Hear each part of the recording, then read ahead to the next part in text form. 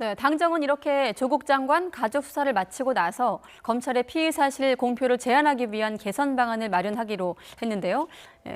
조 장관 청문회 전국부터 거론됐던 피의 사실 공표 어떤 개념인지 뉴스 TMI를 통해서 알아보도록 하겠습니다.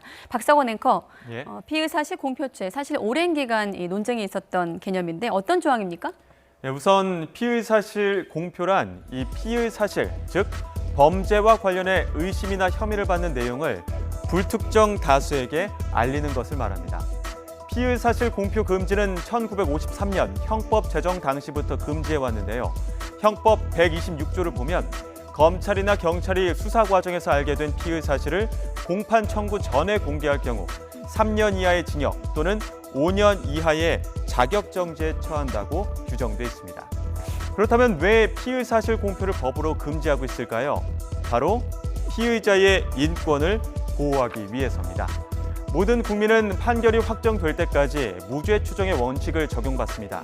그런데 만약 수사기관이 파악한 피의 사실을 재판도 열리기 전에 공개한다면 당사자는 나중에 무죄 판결을 받더라도 회복하기 힘든 인권 피해를 입게 되겠죠.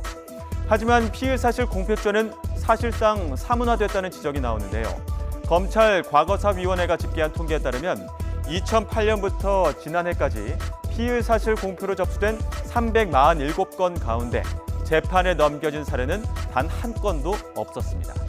그 이유는 피의 사실 공표에 대한 예외 규정이 있기 때문인데요. 법무부 훈령을 보시죠.